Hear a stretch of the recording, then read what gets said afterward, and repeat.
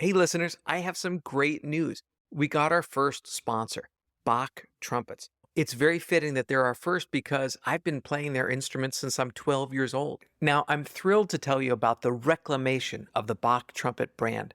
Just about a month ago, I had the privilege of playing a few of these new horns, and I have to say, even after a few notes, I knew it was the trumpet for me. Bach has invested in R&D, engineers, product development teams, and artist relations to reclaim the elements of Bach's best horns while improving the design and performance of these instruments. I can confidently say that these are some of the best trumpets I've ever played. The new line of Bach Pro trumpets will be launching later this year, and I can't wait for you to experience the exceptional sound and craftsmanship for yourself. Visit bachbrass.com for your chance to be the first to learn about these new horns. Or you could come to the Metropolitan Opera in New York City and hear me play mine. Either way, you're going to love what's going on at Bach as much as I do.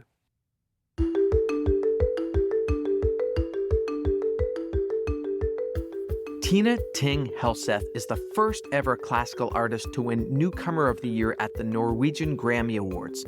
Her successful career as an internationally renowned trumpet soloist was her childhood dream, but at the height of her success, she took a step back to find balance between her music and her life. I had to take a break because I was just so tired working for 10 years with no holiday. But then when I came back, I realized there is a lot more to life than playing the trumpet. So I started talking about playing as my job. Yes, it's a passion. It's very much part of my identity, but it's my job. You're listening to Speaking Soundly, a backstage pass to today's biggest stars of the music world. I'm your host, David Krauss, principal trumpet of the Metropolitan Opera.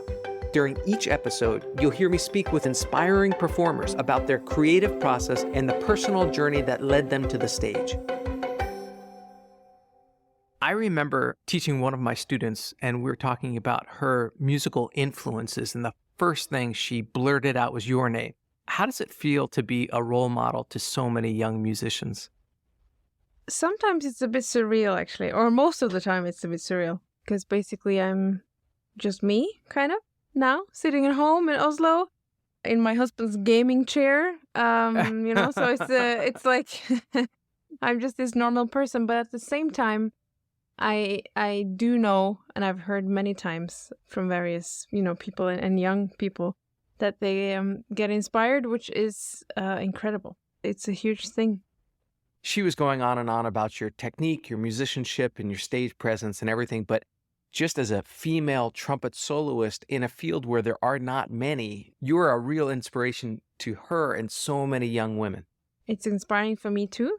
I am a woman, so it is who I am, and I like to wear nice dresses. I like to take on my makeup when I perform. Not when I'm sitting here, then there is nothing. But when I go on stage, it's a whole thing, around actually being ready to play, ready to just be me on stage.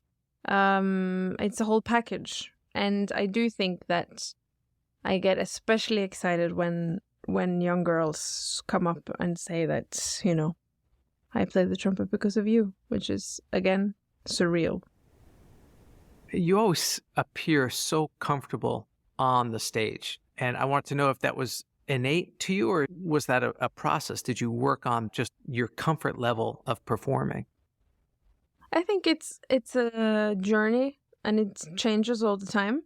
I remember reading this thing, and I felt so good when I read it. This Renee Fleming had an interview or something, and she said that after her first child, or I don't know how many kids she has, but after she gave birth, and then when she came back, suddenly she was very nervous, and she hadn't been before. It kind of changed when things happened in life, and then perspectives change. So I think sometimes now I can be more nervous for certain things and certain performances than I was before. Or at least before cancer. Maybe after cancer, I'm more like, who gives a little bit. It changes all the time. And it very much depends on what I'm playing. Yeah, like what? Well, there are some pieces that are just a bit more terrifying than others. I've seen you play some terrifying pieces. There's a video of you playing live at the Nobel Peace Prize concert. Millions of people are watching. And as a trumpet player, I know that it couldn't have been easy because the piece starts very soft and it builds and builds and builds. And at the end of it, you have to play a big, loud, high C and finish with perfection. How do you not get nervous for performances like this? I was very nervous then.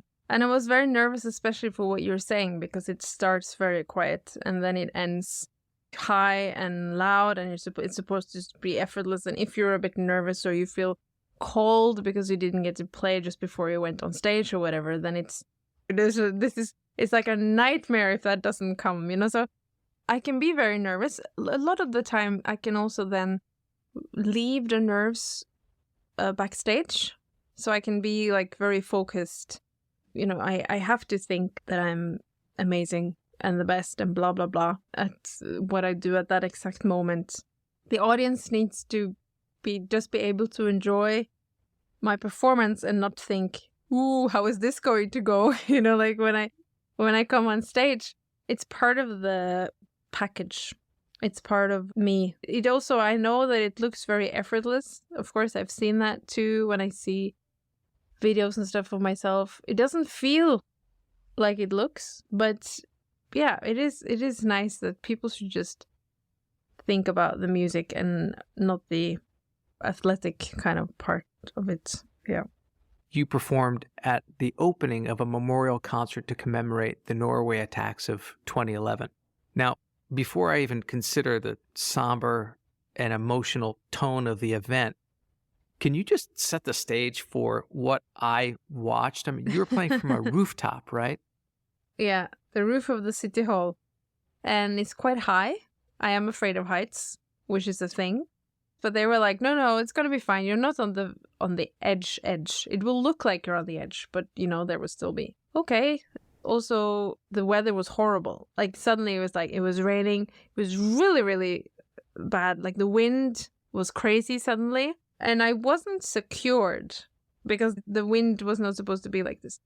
But one of the, cameramen were holding onto me, to my legs, in case the wind was very bad.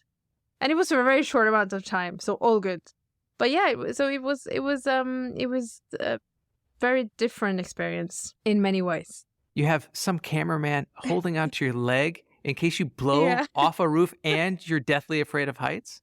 Yeah, my poor manager, she was just standing behind thinking, oh my God, is this happening? No, it's a lot of things going on, but then it's all about focus and being in the moment and not worry too much until afterwards. Well, despite all the difficulty, your sound and your musicianship was bringing comfort and solace to, in this case, a nation who was mourning. Many people in the audience lost people very close to them. And in those moments where you're connecting very deeply to so many people, what does it feel like for you? I have to somehow distance myself a little bit from the situation. Like, this is not about me. I was in Liverpool, actually, recording and playing a concert the day that it happened in Oslo, which was bizarre because it was just absolutely insane that this could happen in Oslo. It's something like this that never happened, and we're not that many people in Norway, so it felt very, very difficult and special for everyone. And then so this event, I was thinking, you close your eyes. This is not about you. This is about this moment. You cannot, crying and playing the trumpet at the same time is not a good combination. So this is just you can do this after. Now it's this playing for these people. You have to keep a distance, at the same time be personal, but not private. That you can do afterwards. Right. Is your schedule of touring exhausting? I know at one point in 2015, I read that you were playing more than 125 concerts in a year. And a concert also has rehearsals in it. A rehearsal has all the practice that goes in before it. And then you also have to travel to all these different places. Did you even have time to build a life, or was your life touring and performing? Yeah, my life was very much touring and performing. And that felt good for a long time because, you know, it's exciting. It's your dream happening, and the train has left the station and you're just on it, which is very exciting because you see that your career is going upwards, and that is a good feeling, of course. Yeah, but then in 2015, I had to take a break because I met the wall, we say in Norwegian. I don't know what you say, but it's like... we hit the wall. You hit the wall. I hit the wall. And I had to stop performing for almost half a year. I think I needed that. It was a very, very dark place. Depression and, you know, everything. It was very bad because I was just so tired working for 10 years with no holiday. It wasn't the people around me's fault. It was just together and who I am. So it was just what happened. But I think I probably needed it to go that far, even though it was not a very pleasant experience. But then when I came back, perspectives changed. And I realized there's a lot more to life than playing the trumpet.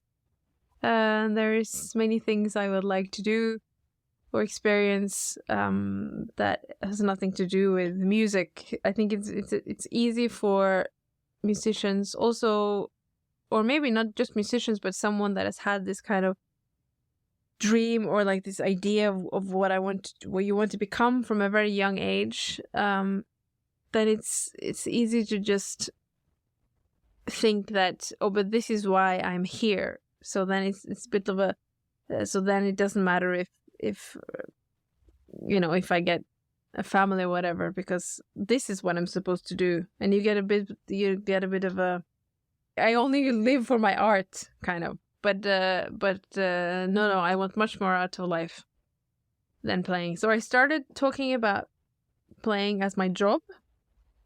Like, yes, it's a passion. It's very much part of my identity, but it's my job. And I worked less, of course. And then I met my now husband. And I probably wasn't, you know, I didn't have the time before that. But then I realized, oh, this is nice. I wanted to not just travel all the time. Then life happened again, and I got cancer last year. And then, of course, you get a new change. Everything just bam. In a second, everything is different. You were very transparent about it. You announced it on social media. I thought it was nice to just say what it is. That felt natural to me. And there are so many people that are affected by cancer in some way. So it shouldn't be something that you don't talk about either. And I was lucky. I had a type where they told me that it's going to be fine. It's going to be really rough because the treatment is incredibly tough. You're going to get really ill and sick and, you know, lose your hair, everything. But it's going to be fine. So I, of course, had that idea the whole time that don't think about the what if kind of. Of course you do, but because it is a meeting when suddenly you feel how fragile life is, in a very like in your face way suddenly. So. Yeah, but then that's a new normal suddenly. And during that time, was music still a part of your life? Yes and no. So basically, when my doctor called and said that there was something strange with my blood work, I was supposed to go in and practice, and then it ended up with us half an hour later going to the ER. So I didn't play from that moment on, and for 7 months. I didn't touch my instrument.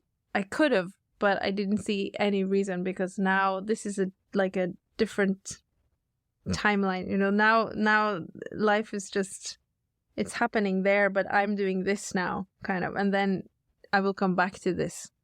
So music was more of like I listened to music when I felt very bad, like when I had the different chemos when you feel very bad. And laying in the dark with very, very soft music on.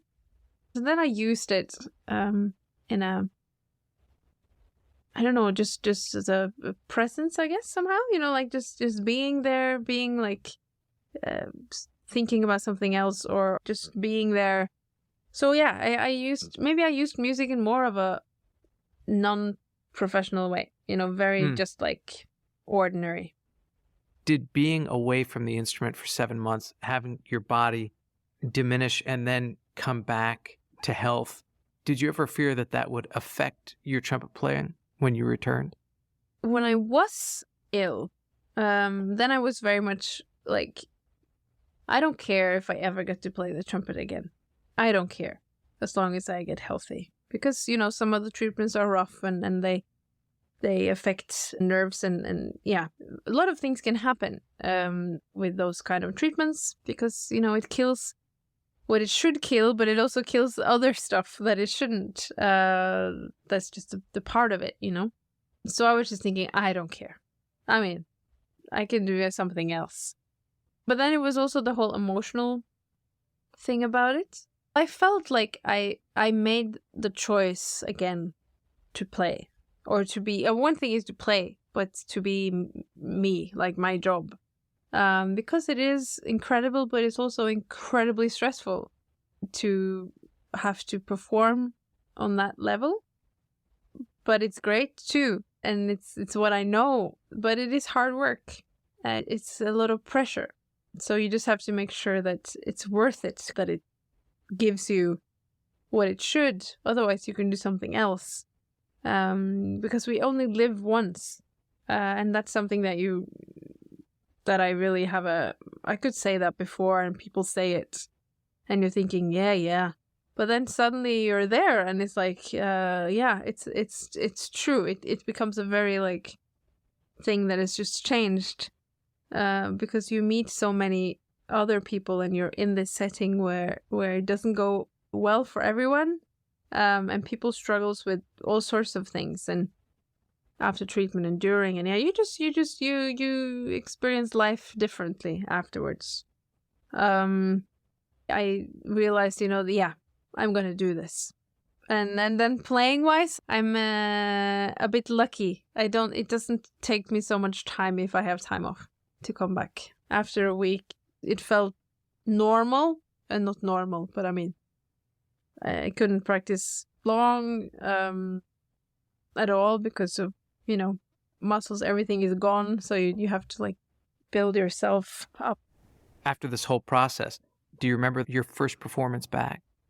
Absolutely. It was in May, 10th of May, in Copenhagen, actually in the same place that I did my last concert on the 1st of October, before I got that was by chance kind of, but it was very symbolic. So after you got your diagnosis, the concert that you played right before the diagnosis and your first concert back were in the same venue? Same place in Copenhagen. And we did Morgen by Strauss, which is one of the most, my God, amazing pieces ever written. We did that as our last piece. And that was the hardest piece to do because it was such a different thing to then suddenly be on stage, just knowing where you've been and what's been your reality for the last months. It's just such a difference. So then it's of course emotional. Sure. It was very emotional, the first concert. Well, I'm certainly grateful that you're in good health now and all of that is behind you. So remember that student that I mentioned at the beginning of our conversation? When I told her I'd be speaking with you, she had a billion questions, and I told her maybe I'd ask you one. And the question that I'll ask is, why do you perform barefoot, and will it help her trumpet playing if she does it too? Yeah, well, it's actually very comfortable to perform barefoot. It's many years ago since I started with it, but it was also just kind of, I did the summer tour, and then in some of the concerts I played barefoot because, I don't know, there was something with the outdoors and with my shoes, or so I just played barefoot. And then I did the same with the Oslo Philharmonic that year. I did 2 pieces. I remember after the first piece, I was like, it went well, but I felt like this. So I was like, I don't want those heels anymore. So I just took them off and went on stage barefoot. And it felt really good. So I've done it ever since. You feel very like fit for fight, you know, like a little bit. You feel grounded. I don't know. It feels very good. Yeah. I'll recommend she try it, and I'm going to try it too.